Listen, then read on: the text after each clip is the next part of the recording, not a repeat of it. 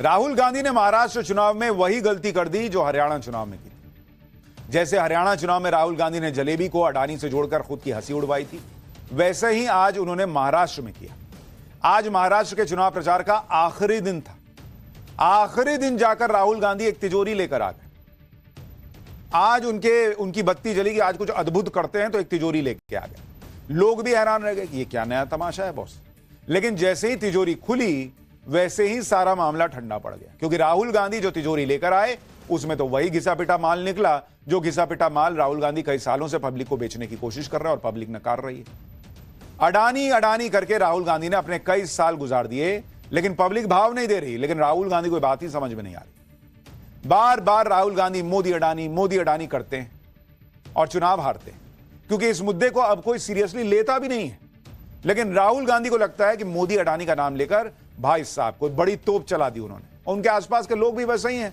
अरे sir sir sir sir क्या कर दिया आप।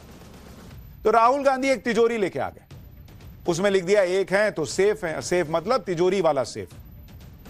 अब आप देखिए, पूरे चुनाव राहुल गांधी कुछ नहीं कर पाए। चुनाव में कहीं कुछ हलचल भी राहुल गांधी के नाम पर नहीं हुई। जब पूरा चुनाव बीत गया, तब आखिरी दिन राहुल गांधी को तिजोरी वाली बात याद है। अरे यार, तिजोरी लेके चलते हैं। तिजोरी को सेफ भी कहा जाता है। तो राहुल गांधी ने इसी को ट्विस्ट देते हुए मोदी के एक हैं तो सेफ हैं के नारे का मजाक उड़ाया। राहुल गांधी ने कह दिया कि एक हैं तो सेफ हैं का मतलब यह है कि मोदी अडानी एक हैं तो सेफ हैं, लेकिन धारा भी सेफ नहीं है जिसका काम अडानी के पास है।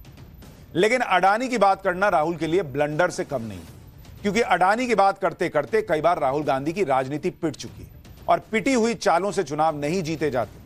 पता नहीं राहुल गांधी कब समझेंगे। राहुल गांधी के पास और कोई मुद्दा भी नहीं है, तो नरेंद्र मोदी को घेरने के लिए वो बार बार अडानी कर, पब्लिक भी बोर हो गई, बॉस आगे बढ़िए ना। और इस तरह की स्टंटबाजी करते हैं, जैसे कि आज उन्होंने चुनाव प्रचार के आखिरी दिन किया। राहुल गांधी के सियासी ब्लंडर के बारे में आपको आगे बताऊंगा। राहुल गांधी को वो तिजोरी भी दिखाऊंगा जिसमें कांग्रेस और अडानी के कई राज छिपे हैं। वो तिजोरी हम खोलेंगे। लेकिन पहले देखिए, चुनाव प्रचार के आखिरी दिन महाराष्ट्र से लेकर झारखंड, यूपी तक में कैसे जबरदस्त जुबानी जंग छिड़ी हुई है। फिर आपको इस तिजोरी के बारे में विस्तार से बताऊं। एक है तो सेफ है। सवाल है, सेफ कौन है, सेफ किसका है, एक कौन है। छोटा पोपट करे कांग्रेस चौपट।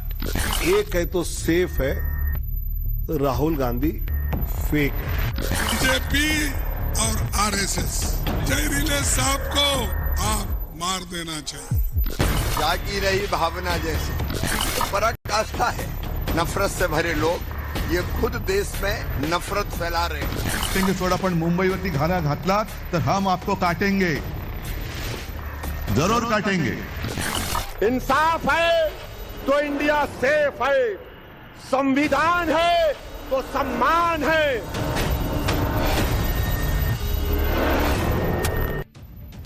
उद्धव ठाकरे किसे काटने की बात करने लगे, यूपी में ओवैसी कैसे हुंकार भरने लगे, योगी आदित्यनाथ यूपी छोड़कर झारखंड में प्रचार क्यों कर रहे हैं, ये सब आपको बताऊंगा। लेकिन पहले बात राहुल गांधी की तिजोरी दिखाकर चुनाव जीतने के सपने देखने की।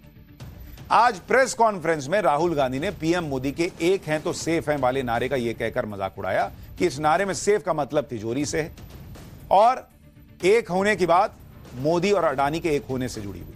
राहुल गांधी कैसे अपनी प्रेस कॉन्फ्रेंस में एक तिजोरी लेकर आए और पीएम मोदी और अडानी को टारगेट करने लगे, पहले जरा देखिए, फिर हम आपको आगे की बात बताते हैं। यह है नरेंद्र मोदी जी का एक है तो सेफ है। ये देखिए, एक है तो सेफ है। एक है तो सेफ है, ये नरेंद्र मोदी जी की महाराष्ट्र सरकार की स्ट्रेटजी है। हम आपको ये दिखाना चाह रहे हैं। मुश्किल खुलता है ये पकड़िए। ये देखिए, एक है तो सेफ है, देख लीजिए। और ये स्ट्रैटेजी का लक्ष्य देखिए, एक है तो सेफ है। धारावी का मैप है, ये भी दिखा दीजिए। दूसरा पोस्टर दीजिए। ये 1 लाख करोड़ रुपए का धंधा चल रहा है। एक है तो सेफ है, एक कौन है, एक नरेंद्र मोदी जी हैं अदानी जी हैं, अमित शाह जी हैं। सेफ है तो कौन सेफ है? अदानी जी सेफ हैं। कष्ट किसको होगा? धारावी की जनता को होगा। राहुल गांधी अंदर से गदगद थे कि आज तो गजब ही कर दिया है बॉस। महाराष्ट्र के चुनाव में धारावी रीडेवलपमेंट प्रोजेक्ट का मुद्दा छाया हुआ है क्योंकि इसका टेंडर अडानी समूह को मिल गया।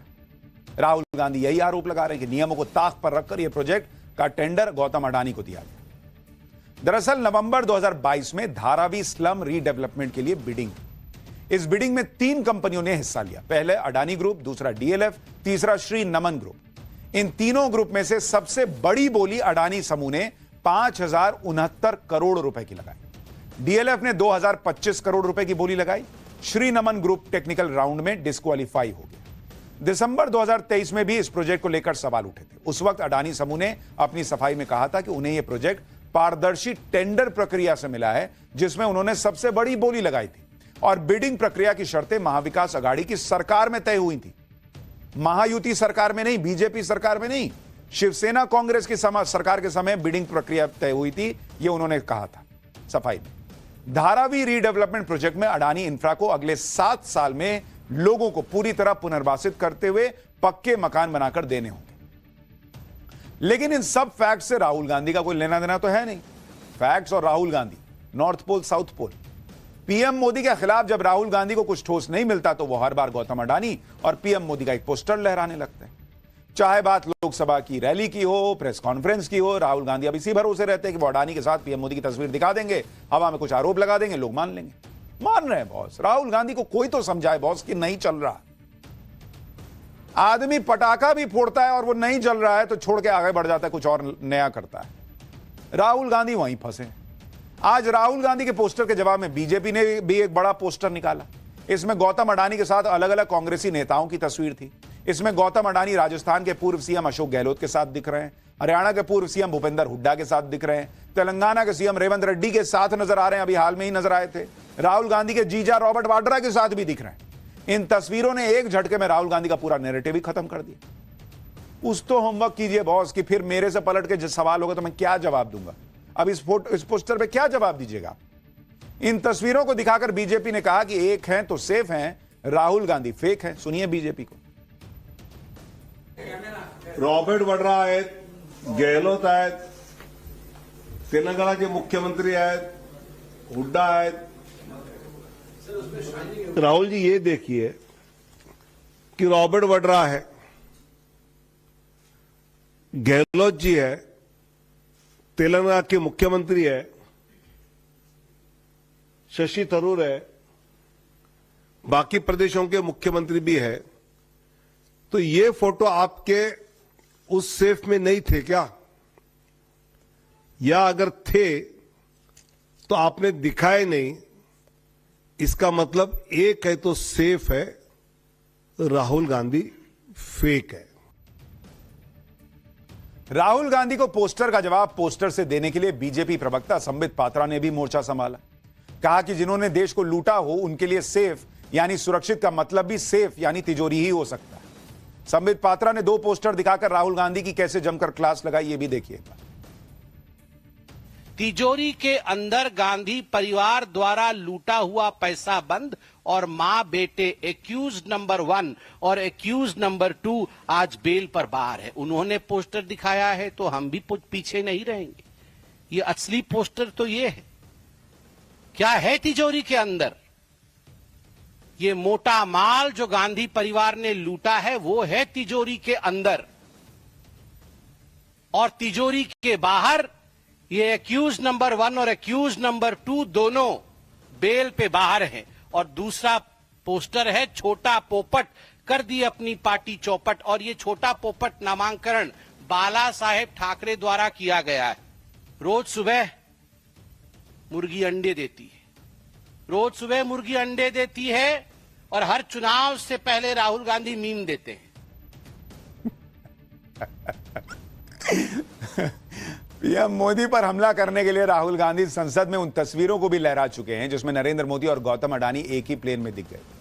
लेकिन राहुल गांधी गौतम अडानी और अपने जीजा रॉबर्ट वाड्रा की तस्वीरों को कभी नहीं लहराते। ना ही रॉबर्ट वाड्रा और गौतम अडानी के बीच अच्छी दोस्ती के बारे में बताया। दावा है कि साल 2009 में तो रॉबर्ट वाड्रा और गौतम अडानी इतने करीब थे कि रॉबर्ट वाड्रा अडानी ग्रुप के एयरक्राफ्ट में सवार होकर गुजरात के कच्छ तक गए थे। उस वक्त की मीडिया रिपोर्ट्स में यह दावा किया गया कि रॉबर्ट वाड्रा गौतम अडानी से जुड़े प्रोजेक्ट देखने गए थे और वो गौतम अडानी के प्राइवेट एयरक्राफ्ट में कच्छ के मुद्रा तक गए थे। सर्च कीजिए, हमको भी सर्च करके ही मिला मीडिया रिपोर्ट्स। उस वक्त इससे जुड़ी खबरें अखबारों में, तमाम मीडिया रिपोर्ट्स में आई थी, जबकि राहुल गांधी ये आरोप लगाते हैं कि नरेंद्र मोदी तो अडानी के प्राइवेट एयरक्राफ्ट में यात्रा करते हैं। रॉबर्ट वाड्रा का क्या? राहुल गांधी बार बार ये नैरेटिव बनाने की कोशिश करते हैं कि जब गौतम अडानी को केंद्र सरकार से या बीजेपी की राज्य सरकारों से भी टेंडर मिलता है तो वो मिलीभगत से मिलता है, लेकिन वो ये नहीं बताते कि अडानी समूह के तो कई सारे प्रोजेक्ट्स कांग्रेस के राज्यों में भी चल रहे हैं। कांग्रेस और इंडी गठबंधन गौतम अडानी को अपने यहां निवेश के लिए न्योता देता है। इन राज्यों में गौतम अडानी के जो प्रोजेक्ट्स चल रहे हैं उसकी तो लिस्ट लंबी है बॉस। जैसे फरवरी 2021 में महाराष्ट्र में उद्धव ठाकरे की सरकार थी, तब अडानी पोर्ट और एसईजेड ने दिघी पोर्ट रायगढ़ को 705 करोड़ में एक्वायर किया था। तब तो आपकी सरकार थी, तब अडानी से दिक्कत नहीं थी। मार्च 2022 में छत्तीसगढ़ में कांग्रेस की सरकार थी, भूपेश बघेल सीएम थे, तब कोल माइनिंग से जुड़ा एक प्रोजेक्ट अडानी समूह को मिला। अक्टूबर 2022 में राजस्थान में कांग्रेस की सरकार थी, अशोक गहलोत मुख्यमंत्री थे, तब 10,000 मेगावाट के सोलर प्लांट के लिए अडानी समूह के साथ डील हुई थी। इसके अलावा अक्टूबर 2021 में जयपुर इंटरनेशनल एयरपोर्ट का काम भी राजस्थान में अडानी समूह को मिला था। फरवरी 2023 में हिमाचल प्रदेश में कांग्रेस की सुक्खू सरकार के साथ अडानी समूह ने 2 सीमेंट फैक्ट्री फिर से शुरू करने की डील फाइनल की। अक्टूबर 2024 में अडानी फाउंडेशन ने तेलंगाना की कांग्रेस सरकार को 100 करोड़ रुपए डोनेशन दिया। जनवरी 2024 में अडानी ग्रुप ने तेलंगाना में 12,400 करोड़ के निवेश का ऐलान किया।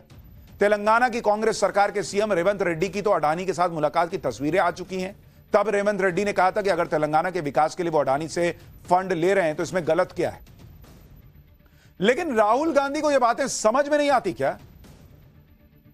या फिर वो देश को ये सोचते हैं कि मैं कुछ भी बोलूं देश को मान लेना चाहिए? क्यों मान लेना चाहिए बॉस? और आप करना क्या चाह रहे हो? देश में क्या माहौल बनाना चाह रहे हो? जितना आप ऐसा कर रहे हो उतना आप नरेंद्र मोदी को ईमानदार साबित कर रहे हो, क्योंकि आप करते हो तो ठीक, और मोदी की सरकार में हो जाए, बीजेपी शासित राज्य में हो जाए तो फिर वो चोरी है। कैसे बॉस? पब्लिक नहीं पूछेगी। अडानी को लेकर राहुल गांधी अक्सर यह आरोप लगाते हैं कि मोदी सरकार में गौतम अडानी बड़े उद्योगपति बन गए। नरेंद्र मोदी के 10 साल में गौतम अडानी की किस्मत चमक गई, लेकिन वो ये नहीं बताते कि अडानी की किस्मत बदलने वाला मुद्रा पोर्ट प्रोजेक्ट की जो जमीन थी सबसे पहले कांग्रेस सरकार में मिली थी। मैं आपको राहुल गांधी और कांग्रेस की तिजोरी में अडानी और कांग्रेस के क्या हिसाब किताब है वो आपको निकाल के दिखा रहा हूं। साल 1993 में गुजरात में कांग्रेस की सरकार हुआ करती थी, चिमन भाई पटेल मुख्यमंत्री थे। उनके सरकार में गौतम अडानी को मुद्रा पोर्ट प्रोजेक्ट के लिए जमीन दी गई थी। तब किसने गौतम अडानी को आगे बढ़ाया? मुद्रा पोर्ट गौतम अडानी के करियर का सबसे बड़ा टर्निंग पॉइंट था बॉस। खुद गौतम अडानी ने एक इंटरव्यू में बताया था कि साल 1993 में उन्हें यह जमीन 10 पैसे प्रति वर्ग मीटर की दर से आवंटित की गई थी, और उस वक्त यह पूरी तरह से बंजर, खराब और पानी में डूबी हुई जमीन थी। कांग्रेस से गौतम अडानी की नजदीकियों के बारे में खुद गौतम अडानी बता चुके हैं। गौतम अडानी अपने सफल होने का एक बड़ा क्रेडिट राजीव गांधी को देते हैं। गौतम अडानी ने बताया था कि राजीव गांधी की नीतियों की वजह से वो अपना एक्सपोर्ट हाउस शुरू कर पाए। गौतम अडानी ने तो यहां तक कह दिया था कि अगर राजीव गांधी नहीं होते तो वो उद्योगपति बन ही नहीं पाते। तो राहुल गांधी को उस तिजोरी से राजीव गांधी की भी फोटो निकालनी चाहिए थी। क्या कर रहे हैं राहुल गांधी बॉस? क्या माहौल बनाना चाहते हैं देश में? राहुल गांधी बात भी बार बार करते हैं कि पीएम मोदी जहां भी विदेश दौरे पर जाते हैं वहां गौतम अडानी को उस देश में बड़ा प्रोजेक्ट मिल जाता है। लेकिन वो ये बात बहुत चालाकी से छुपा लेते हैं कि यूपीए सरकार के दौरान भी गौतम अडानी को दूसरे देशों से बड़े बड़े प्रोजेक्ट मिलते थे। नवंबर 2009 की बात है, ऑस्ट्रेलिया के पीएम केविन रूड भारत आए थे और उसके कुछ ही महीने बाद अगस्त 2010 में अडानी समूह में ऑस्ट्रेलिया में निवेश शुरू कर दिया। तब मनमोहन सिंह सरकार ने कुछ गड़बड़ किया था। साल 2010 में शेख हसीना भारत आई थी। उस वक्त अडानी समूह ने बिजली को लेकर बांग्लादेश के साथ बड़ी डील साइन की थी। तो मनमोहन सिंह के साथ सेटिंग करके की थी क्या? इसी तरह साल 2010 में इंडोनेशिया के साथ रेल प्रोजेक्ट पर डील हुई थी। यानी गौतम अडानी को लेकर राहुल गांधी के एक भी आरोप में इत्तू सा भी सच नहीं दिखता। राहुल गांधी के पास इन बातों का कोई जवाब ही नहीं है कि कांग्रेस शासित राज्यों में गौतम अडानी का निवेश क्यों हो रहा है। क्यों वो अपने राज्यों के मुख्यमंत्रियों को सार्वजनिक तौर पर गौतम अडानी से डील नहीं करने के लिए कहते हैं? कहिए ना भाई, ये आदमी अगर बेकार है, ये देश का पैसा लूट रहा है, तो कहिए अपने यहां के मुख्यमंत्रियों को कि नहीं करो इससे डील। इसकी मोदी से सेटिंग गेटिंग चल रही है, ये देश को लूट रहा है, अपने यहां निवेश कराएंगे और यहां फिर सेफ से निकालेंगे फोटो और उसके बाद कहेंगे क्या बहुत बड़ा तूफानी काम कर दिया। इसका साफ मतलब है कि गौतम अडानी और पीएम मोदी को लेकर राहुल गांधी के आरोप सिर्फ सियासी, क्योंकि राहुल गांधी को पीएम मोदी के खिलाफ कोई मुद्दा नहीं मिलता तो वो बार बार अंबानी अडानी करने लगते हैं। आज इस पर बीजेपी ने राहुल गांधी को घेरा और राहुल गांधी को नया नाम भी दिया। सुनिए एक बार। कि ये बहुत ही निचले स्तर का प्रेस कॉन्फ्रेंस था। एक तथाकथित राष्ट्रीय पार्टी के तथाकथित उम्दा नेता द्वारा इस प्रकार का प्रेस कॉन्फ्रेंस और उसमें भी एक तिजोरी पकड़कर लाना और उसके इर्द गिर्द नाटक करना, यह राहुल गांधी और कांग्रेस पार्टी को शोभा नहीं देती है। जिसमें बाला साहेब ठाकरे ने जब राहुल गांधी के विषय में पूछा गया तो बाला साहेब ठाकरे झुंझला गए। उन्होंने कहा अरे वो छोटा पोपट के बारे में मत पूछो, छोटा पोपट है, वो पोपट है। मैं आज इस मंच से कहता हूं और राहुल जी के भाषा में कहता हूं, छोटा पोपट ने किया है कांग्रेस चौपट। छोटा पोपट करे कांग्रेस चौपट। इस छोटे पोपट ने, जिसका नाम राहुल गांधी है, मैं तो आपसे भी कहूंगा कि आप देखिएगा आज के बाद राहुल गांधी का नाम छोटा पोपट पड़ने वाला है। पीएम मोदी ने एक रहेंगे तो सेफ रहेंगे, यानी एकजुट रहेंगे तो सुरक्षित रहेंगे का नारा दिया था, लेकिन राहुल गांधी ने वर्ड प्ले करके इसे ट्विस्ट कर दिया, शब्दों के साथ खेल दिया। लेकिन राहुल गांधी को यह दाव उल्टा पड़ गया, क्योंकि इसके जवाब में बीजेपी को कांग्रेस को घेरने का नया मौका मिल गया। इस पोस्टर वॉर में बीजेपी ने बैक टू बैक कई हमले कर दिए। बीजेपी ने नया पोस्टर जारी कर यह नारा दे दिया कि हम एक हैं तो कांग्रेस अनसेफ है। इस पोस्टर में बीजेपी ने कहा कि कांग्रेस है तो आतंकी सेफ है, पाकिस्तान सेफ है, रोहिंग्या सेफ हैं और वक्फ सेफ है, इसलिए हम एक हैं तो कांग्रेस अनसेफ है। बीजेपी ने पोस्टर लाद दिया। अब बताइए, राहुल गांधी ने बैठे बैठे अपने एक सियासी स्टंट से पूरी पार्टी के लिए मुसीबत खड़ी कर दी, और वो यही करते ही हैं। वो प्रचार में उतरते हैं, पार्टी जो है वो नीचे उतर जाती है। बीजेपी को यह बताने का उन्होंने मौका दे दिया कि कांग्रेस राज में कौन सेफ है, कौन अनसेफ है। सेफ अनसेफ की लड़ाई में पीएम मोदी कैसे देश को सेव कर रहे हैं, कैसे देश की अर्थव्यवस्था को सेव कर रहे हैं, आपको यह भी दिखाता हूं। राहुल गांधी शायद समझ नहीं पा रहे कि प्रधानमंत्री मोदी किस सेफ होने की बात कर रहे हैं। एक रहेगा देश तो सेफ रहेगा, और नरेंद्र मोदी देश की अर्थव्यवस्था को कैसे सेव कर रहे हैं, अर्थव्यवस्था कैसे सेफ है, आपको यह भी देखना चाहिए बॉस। ये सबसे बड़ी सेफ्टी नरेंद्र मोदी ने दे दी है, इसलिए हम और आप जो है इस तरह से देश में विकास देख पा रहे हैं। मैं आपको G20 देश जो है ना, अभी गए हुए हैं नरेंद्र मोदी G20 में, उसकी जीडीपी ग्रोथ दिखाता हूं। जीडीपी ग्रोथ देखिए बॉस, G20 देशों नंबर 1 पे कौन है? नंबर 1 पे अपना भारत है बॉस। पूरे G20 देश में भारत की विकास दर 7% बनी हुई है, 7% सबसे ज्यादा। इसके बाद इंडोनेशिया आता है, जिसकी विकास दर जो है ये भारत से 2% कम है, 5% पे बॉस नंबर 2 की। चीन हमसे नीचे है, 4.8 पर बैठा हुआ है। रूस हमसे बहुत पीछे है, 3.6 पे बैठा हुआ है, और ब्राजील 3% पे बैठा हुआ है। अमेरिका हमसे पीछे है। मतलब G20 के सारे देश, अमेरिका यूएस कितने पे है? 2.8% पे बैठा हुआ है बॉस। कनाडा जो इतना भारत के खिलाफ आजकल बोलने का प्रयास करता है, 1.1% की ग्रोथ रेट लेके चल रहा है, 1%। यूके 1.1% पे बैठा हुआ है, जो भारत पे राज करके गया है इतने साल तक, वो वहां जाके अपनी नैया डुबा, अपनी लुटिया डुबा के बैठा है। ये है भारत अपना बॉस। G20 देश, बड़े बड़े प्रभावशाली देशों में नंबर 1 पे भारत बैठा हुआ है। तो भारत की अर्थव्यवस्था को भी नरेंद्र मोदी ने सेव किया है। पीएम मोदी अभी ब्राजील में G20 सम्मेलन में ही हिस्सा लेने गए, वहां वो अलग अलग देशों के नेताओं से भी मिल रहे हैं। नरेंद्र मोदी अपने कामकाज से विरोधियों को जवाब देते हैं, और यही राहुल गांधी की बौखलाहट है कि उन्हें नरेंद्र मोदी के खिलाफ कोई ठोस मुद्दा 10 साल में मिल ही नहीं पा रहा है। इसलिए वो कभी राफेल की डील पर सवाल उठाते हैं, कभी चौकीदार चोर कह के फंस जाते हैं, कभी मीडिया पर गुस्सा उतारने लगते हैं, मीडिया को भला बुरा कहने लगते हैं। अब जैसे अमरावती में रैली करते हुए राहुल गांधी ने मीडिया कर्मियों को गुलाम कह दिया। और फिर एक प्रेस कॉन्फ्रेंस में एक चैनल के रिपोर्टर का मजाक उड़ाने लगे। जरा सुनिए राहुल गांधी। अंग्रेजी में बोल दो, हिंदी में भी बोलना है। नहीं चलेगा, बोलना है। देखा ना आपने वो थोड़ी मतलब मीडिया वाली बदमाशी शुरू कर दी। एनडीटीवी क्यों? एनडीटीवी हाँ वही था, एनडीटीवी है। पकड़ लिया देगा। नहीं, एनडीटीवी नहीं चाहता कि मैं हिंदी में बोलूं।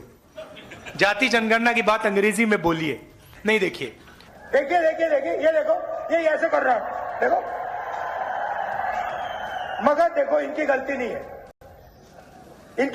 है, ये तो मुझे अच्छे लगते हैं। इनको काम करना है, इनको सैलरी लेनी है, इनको बच्चों का एजुकेशन करना है, इनको खाना खाना है। तो ये मालिकों के खिलाफ कुछ नहीं कर सकते। ये एक प्रकार से गुलाम है। राहुल गांधी मीडिया को गुलाम बता रहे हैं, लेकिन कोई उनसे पूछे कि उनके आसपास जो लोग घूम रहे हैं, जो उनको ये नहीं बताते कि सर आप जो बोलते हैं उसमें फैक्ट नहीं होता, उसमें सच नहीं होता, वो कौन सी गुलामी कर रहे हैं? वो गांधी परिवार की गुलामी कर रहे हैं क्या? मीडिया के लोगों को गुलाम बोल देना सबसे आसान है, क्योंकि आप जो चाहते हैं वो बिना फैक्ट की बातें मीडिया नहीं दिखा सकता बॉस। तो क्या करो, गुलाम बोल दो। गुलामी ये होती है कि कोई झूठ पे झूठ बोलता जाए और उसको आप दिखाते रहो कि वाह वाह वाह सर क्या बात है, बहुत अच्छा कर दी। इसी गुलामी से तो देश निकल रहा है बॉस।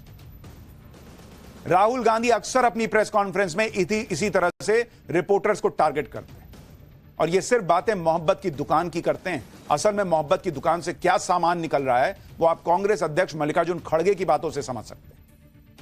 खड़गे ने क्या ऐसा बोल दिया जिस पर बवाल हो गया? सुनिए, आप खुद सुनिए। सबसे खतरनाक अगर कोई चीज इस देश में पॉलिटिकली है तो वो बीजेपी और आरएसएस। ये तो जहर के जैसा है। जहर मालूम है ना आपको? ये जहर सांप अगर एक बार काटा तो खत्म आदमी होता है, जहरीला सांप। तो इसलिए ये जहरीले सांप को आप मार देना चाहिए। बताइए, मारने की बातें हो रही हैं भाई, और कहां तो मोहब्बत की दुकान चल रही है। जिस तरह से राहुल गांधी मल्लिकार्जुन खड़गे बयान दे रहे हैं, उसमें महाराष्ट्र में उनके साथी उद्धव ठाकरे भी कैसे पीछे रहते। कांग्रेस के सहयोगियों का भी हाल कांग्रेस जैसा ही है। उद्धव ठाकरे भी मरने मारने जैसी ही भाषा बोल रहे हैं। सुनिए एक बार उनको। मी देवेंद्र फडणवीस आणि सगळ्यांना सांगतोय की तुमचं बटेंगे फटेंगे सोडा, पण मुंबईवरती घाला घातलात तर हम आपको काटेंगे, जरूर काटेंगे। कोई मार दो कह रहा है, कोई काटने की बातें कर रहा है। यह तो जनता तय करेगी कि किसका पत्ता कटेगा किसका नहीं। लेकिन महाराष्ट्र से लेकर झारखंड और यूपी तक चुनावी माहौल गरमाया हुआ है। झारखंड में आज प्रचार के आखिरी दिन सीएम योगी पहुंच गए, जबकि यूपी में उपचुनाव के लिए प्रचार चल रहा है। ऐसा लग रहा है कि योगी यूपी उपचुनाव को लेकर पूरी तरह से रिलैक्स है, इसलिए वो दूसरे राज्यों में बीजेपी के लिए लास्ट मिनट तक माहौल बनाने में जुटे। झारखंड में प्रचार के दौरान योगी आदित्यनाथ ने अपने सुपरहिट नारे बटेंगे तो कटेंगे पर क्या कहा है वो सुनिए, फिर आपको बताऊंगा कि अखिलेश यादव क्यों तनाव में।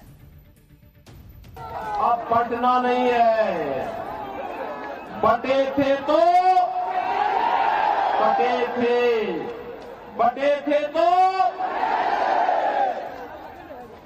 अब पटना नहीं है, एक रहेंगे,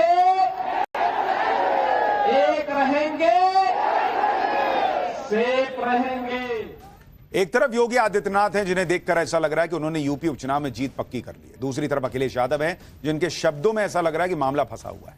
अखिलेश यादव ने आज कहा कि उत्तर प्रदेश आजादी के बाद सबसे कठिन उपचुनावों का गवाह बनने जा रहा है, यानी वो खुद मान रहे हैं कि मामला टाइट है।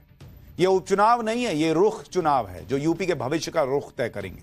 इसके बाद अखिलेश यादव ने एक लंबा चौड़ा मैसेज दिया और आखिर में लिखा कि आप सबसे अपील है, करें 100% मतदान, रहें 100% सावधान। जब तक हाथ में जीत का प्रमाण नहीं, तब तक विश्राम नहीं। यूपी का उपचुनाव हो या झारखंड महाराष्ट्र का विधानसभा चुनाव, हर पार्टी के लिए चुनाव करो या मरो वाला चुनाव है, क्योंकि यहां से जिसका भी मामला डिरेल हुआ वो लंबे वक्त तक बैकफुट पर ही रहने वाला है। अगले साल सिर्फ 2 राज्यों में चुनाव है, जिसमें से एक राज्य दिल्ली में तो 2-3 महीने में ही चुनाव हो जाएगा। फिर अगले साल के आखिर में जाकर बिहार में चुनाव होगा। तब तक उसी पार्टी का माहौल रहेगा जो इस वक्त चल रहे चुनावों को जीतेगा। लेकिन अगले साल जो चुनाव है दिल्ली का, वो भी बहुत तूफानी है। और पाठशाला में अब अगली क्लास इसी से जुड़ी हुई। कोई बीजेपी छोड़ रहा है, कोई केजरीवाल को छोड़ रहा है। दिल्ली चुनाव शुरू होने के पहले ही कैसे गजब का तूफान आ गया है। कैलाश गहलोत ने केजरीवाल को छोड़ा क्यों? आखिर पर्दे के पीछे की असल कहानी है क्या? बीजेपी ने कैलाश गहलोत को पार्टी में लेकर दिल्ली चुनाव में केजरीवाल को बढ़त दे दी है क्या? अब इसका चैप्टर।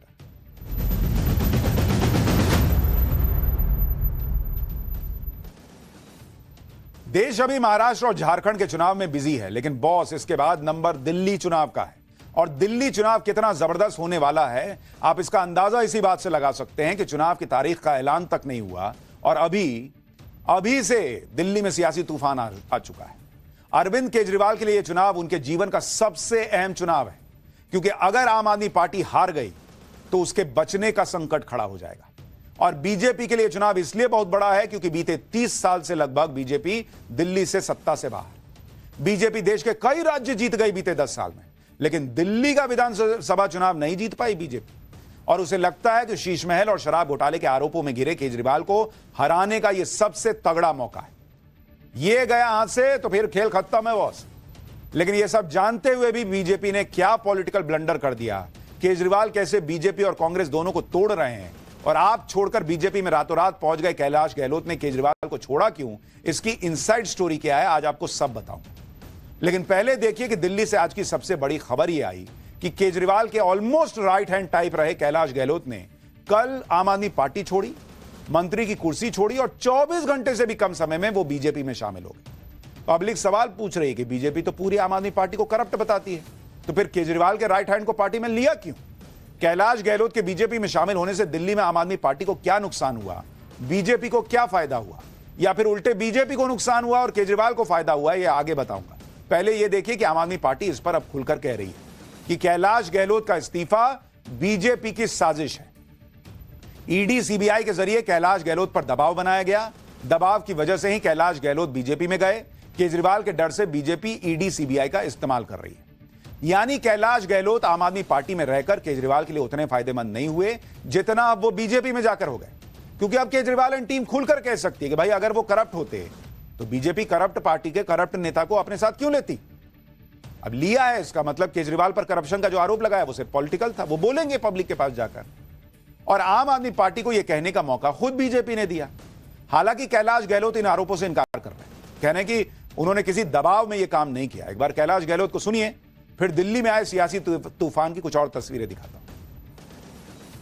कुछ लोग सोचते होंगे कि ये ओवरनाइट कुछ डिसीजन हो गया या किसी के दबाव में ये मैंने निर्णय लिया। हर एक व्यक्ति जो ये सोच रहा है कि किसी के दबाव में मैंने निर्णय लिया, मैं ये कहना चाहता हूं कि मैंने आज तक किसी के दबाव में आके कोई काम नहीं किया।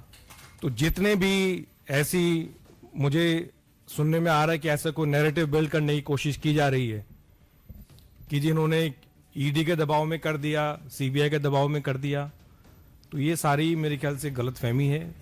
इस प्रकार का नैरेटिव बिल्ड किया जा रहा है। कैलाश गहलोत कह रहे हैं कि कोई दबाव नहीं था मुझ पे, लेकिन दिल्ली में पार्टी छोड़ो पार्टी ज्वाइन करो का खेला सिर्फ आम आदमी पार्टी के साथ नहीं हो रहा, झटका बीजेपी और कांग्रेस को भी लगा है। कैलाश गहलोत ने आम आदमी पार्टी से इस्तीफा देकर केजरीवाल को झटका दिया, लेकिन केजरीवाल ने इसका हिसाब बीजेपी नेता अनिल झा को आम आदमी पार्टी में शामिल करा के पूरा किया। अनिल झा बीजेपी के टिकट से किराड़ी विधानसभा से 2 बार के विधायक रह चुके हैं और दिल्ली में पूर्वांचल के नेताओं में अनिल झा की पहचान है। इसके अलावा आज केजरीवाल ने कांग्रेस के बड़े नेता सोमेश शौकीन को भी आम आदमी पार्टी ज्वाइन करा दी। सोमेश शौकीन कांग्रेस से विधायक रह चुके हैं और दिल्ली देहात के बड़े नेता के तौर पर उनकी पहचान है। यानी 2 दिन में केजरीवाल ने बीजेपी और कांग्रेस के 2 बड़े नेताओं को अपनी पार्टी में शामिल करा लिया। इससे पहले 4 नवंबर को बीजेपी नेता और पूर्व काउंसलर बीबी त्यागी और उससे पहले 31 अक्टूबर को बीजेपी से 3 बार के विधायक रहे ब्रह्म सिंह तंवर भी आम आदमी पार्टी में शामिल हो चुके हैं। ऐसे में अगर बीजेपी यह मैसेज देने की कोशिश कर रही है कि देखो केजरीवाल की नैया डूब रही है और पैनिक में नेता केजरीवाल को छोड़ रहे हैं, तो केजरीवाल ने इसका तोड़ तैयार कर दिया बीजेपी और कांग्रेस के नेताओं को पार्टी ज्वाइन कराकर कि हमारी नैया डूब रही होती तो ये काहे आते भाई हमारे साथ।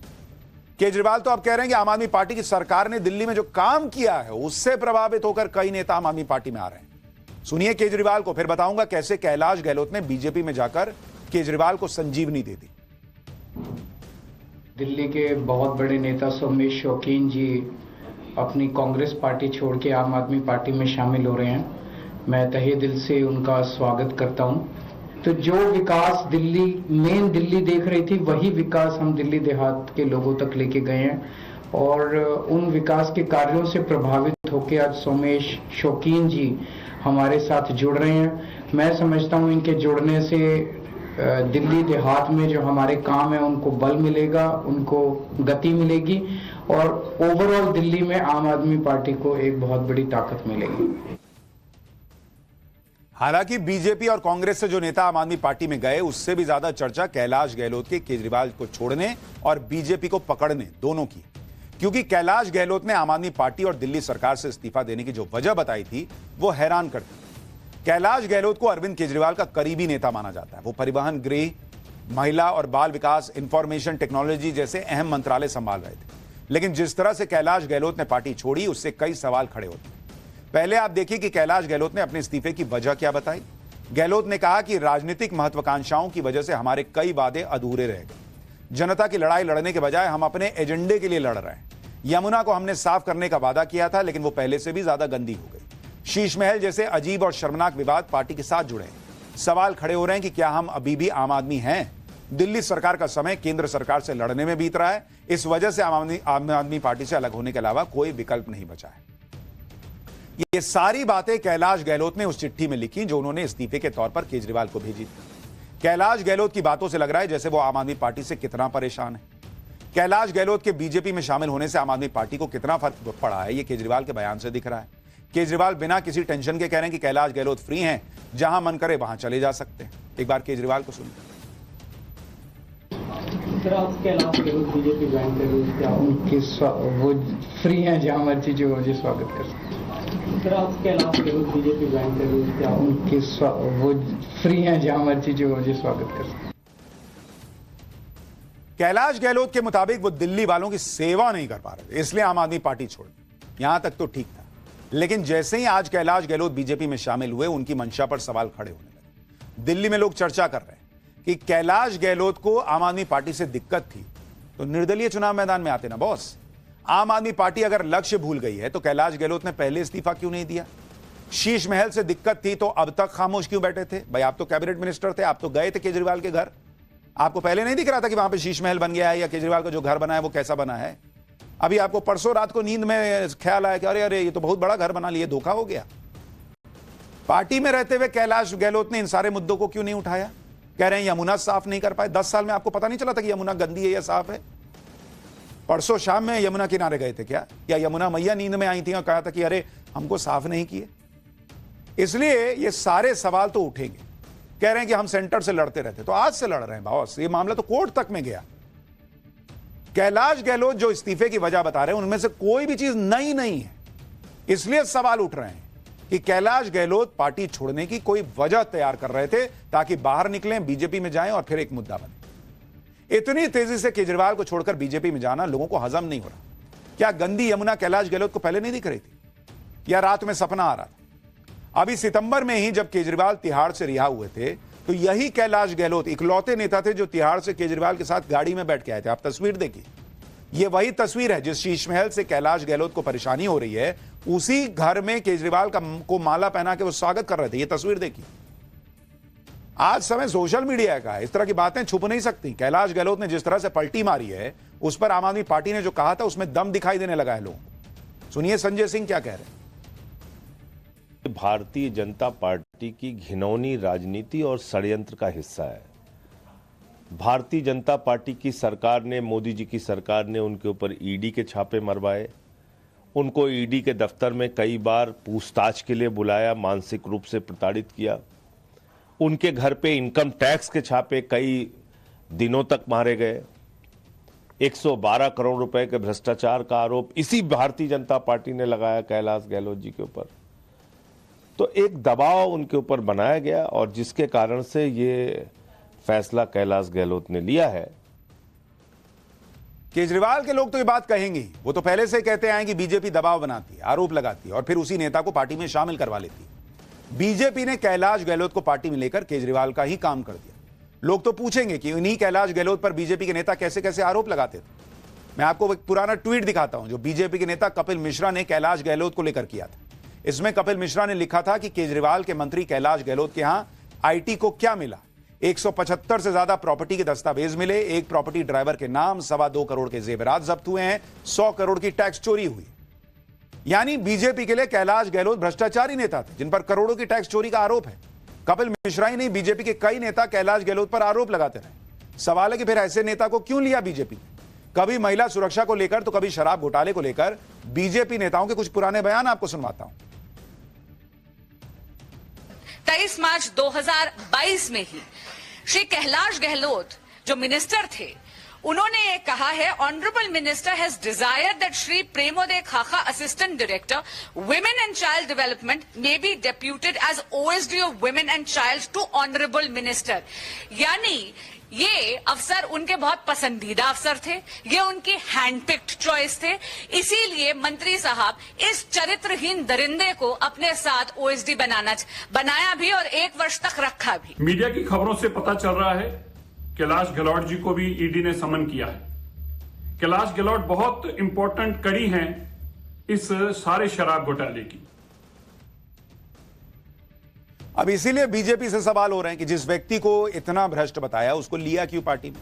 और अगर बीजेपी में अगर आप दिल्ली में बीजेपी आगे है और केजरीवाल की नैया डूब रही है तो उस नैया से कोई कूद रहा तो अपनी नैया में बैठाने की जरूरत क्या है? फिर उसको कहो कि तुम अलग जाओ यार, मेरे पास क्यों आ रहे हो? मैं भ्रष्टाचारी पार्टी जिसको बता रहा हूं उसके नेता को नहीं ले सकता। और इसीलिए अब केजरीवाल जी से भी कुछ सवाल हैं कि उन्हें बीजेपी और कांग्रेस के नेताओं को क्यों साथ लेना पड़ रहा है। अगर दिल्ली में इतना अच्छा काम किया तो अपने भरोसे जीते। यानी दिल्ली में इस बार का चुनाव इंटरेस्टिंग हो गया है। पाठशाला में अब अगली क्लास। हिंदुओं को जोड़ने निकले बाबा बागेश्वर ने कट्टर हिंदू बनाने का बड़ा ऐलान क्यों किया? हिंदू राष्ट्र बनाने के लिए बाबा बागेश्वर ने आज खुल्लम खुल्ला क्या प्लान बताया है वो भी आपको बताता हूं।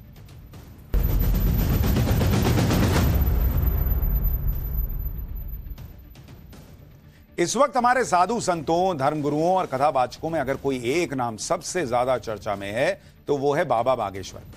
बाबा बागेश्वर की बात इसलिए भी होती है क्योंकि वो एक नए मिशन पर निकले हुए। उनका यह मिशन है हिंदुओं को जोड़ना, हिंदू राष्ट्र बनाना। लेकिन हिंदुओं को जोड़ना आसान नहीं है क्योंकि जातियों में हिंदू समाज बटा है, जिसका फायदा वो लोग उठाते हैं जिन्हें हिंदुओं को आपस में ही बटे रहने में फायदा दिखता है। बाबा बागेश्वर पिछले कई सालों से लगातार सनातन धर्म का प्रचार प्रसार कर रहे हैं। देश भर में आध्यात्मिक चेतना के लिए रामकथा कर रहे हैं। लोगों को जागरूक करने के लिए हिंदुओं को एकजुट होने की अपील भी कर रहे हैं। लेकिन बाबा बागेश्वर के इस मकसद में एक ही समस्या आड़े आ रही। उनका मानना है कि जब तक देश का हिंदू जातियों में बटा रहेगा तब तक सनातन हिंदू राष्ट्र का सपना पूरा हो ही नहीं सकता। इतिहास गवाह है कि जब जब लोग जातियों में बटे हैं तब तक इस देश में विपदा और संकटों का सामना करना पड़ा है।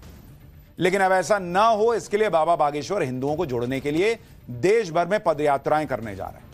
पहली पदयात्रा 21 नवंबर को बागेश्वर धाम से शुरू होने जा रही है, जो ओरछा तक जाएगी। इस दौरान उनके साथ हजारों की संख्या में हिंदुओं के जुटने की उम्मीद है।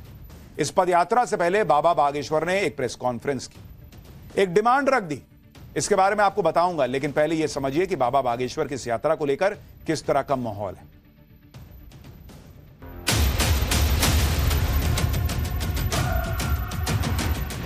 जात पात की करो विदाई, हिंदू भाई भाई, जात पात की करो विदाई, हिंदू भाई भाई, हिंदू राष्ट्र की करो तैयारी,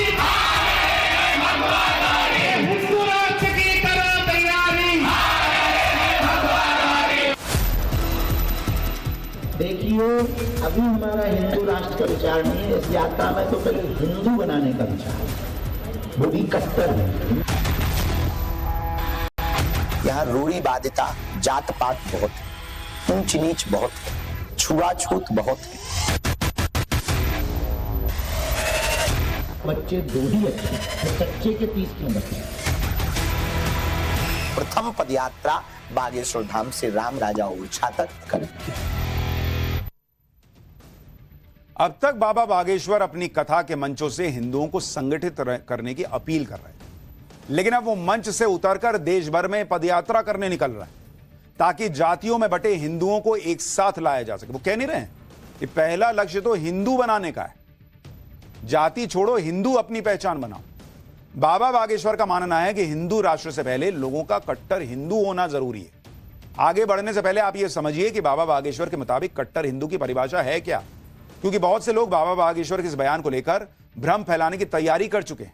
इसलिए ऐसे लोगों को अपना एजेंडा चलाने से पहले बाबा बागेश्वर ने साफ साफ शब्दों में इसके पीछे का कारण बताया। आप उनका बयान सुनिए, इसके बाद पदयात्रा के बारे में भी बताऊंगा। देखिए, अभी हमारा हिंदू राष्ट्र का विचार नहीं है। इस यात्रा में तो पहले हिंदू बनाने का विचार है, वो भी कट्टर हिंदू। हिंदू सब है यहाँ। अब तुम ये मत कर देना कि हमारा काट के नया बयान चला दो, ये बड़ी दिक्कत है यहाँ पे। तो हिंदू सब है, ये मत कह देना कि बाबा बागेश्वर बाबा ने कह दिया हिंदू नहीं। यहाँ भारत में जितने रहते सब हिंदू हैं। इस्लाम के लोग भी जितने रहते वो भी कन्वर्टेड हिंदू हैं। ईसाई भी इस देश में जितने रहते वो भी कन्वर्टेड हिंदू ईसाई हैं। सब हिंदू ही हैं। बाकी लोग तो नहीं, तो जो वास्तविक मुसलमान है वो तो अरब देशों में। हाँ, बाकी जितने बदले वाले हैं वो भारत में। सब हिंदू हैं, लेकिन हमें इस देश में कट्टर हिंदुओं की कमी है। तो कट्टर हिंदू बनाने के लिए हम पदयात्रा करें। यानी बाबा बागेश्वर के मुताबिक जो अपनी जात पात को छोड़कर अपनी पहचान हर परिस्थिति में सिर्फ हिंदू रखे, वो व्यक्ति कट्टर हिंदू। बाबा बागेश्वर ये मानते हैं कि जातियों में बटा हिंदू समाज सनातन हिंदू राष्ट्र में सबसे बड़ी बाधा है। इसलिए पदयात्रा के जरिए वो लोगों से फेस टू फेस मिलकर जातिवाद के बारे में समझाना चाहते हैं।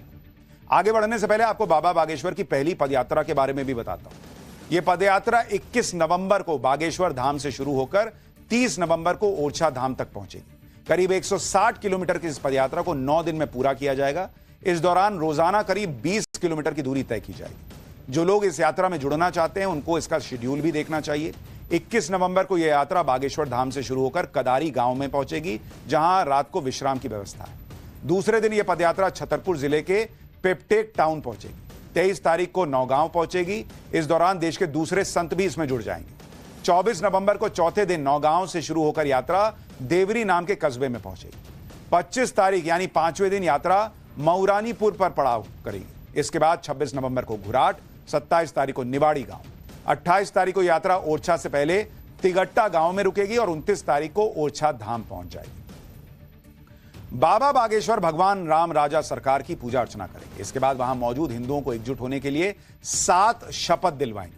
इस पदयात्रा के दौरान बाबा बागेश्वर कोई चरण पादुका तक नहीं पहनेंगे, यानी वो नंगे पांव चलेंगे। और इसके अलावा बाबा बागेश्वर ने इस यात्रा में बच्चों, बुजुर्गों, बीमार लोगों को आने से मना किया है।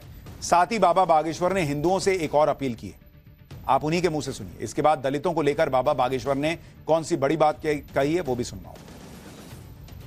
हिंदू धीरे धीरे घट रहा है, उनके ऊपर लगातार प्रायोजित तरीके से अत्याचार किए जा रहे और हिंदू समाज अभी भी चुप बैठा है। यह बात हमारे दिल में बहुत ज्यादा चुभ गई। अब हमने विचार किया कि तालियां बजाने से हिंदू राष्ट्र नहीं बनेगा, केवल बात करने से हिंदू राष्ट्र नहीं बनेगा, हिंदू हिंदू कहने से भी हिंदू राष्ट्र नहीं बनेगा।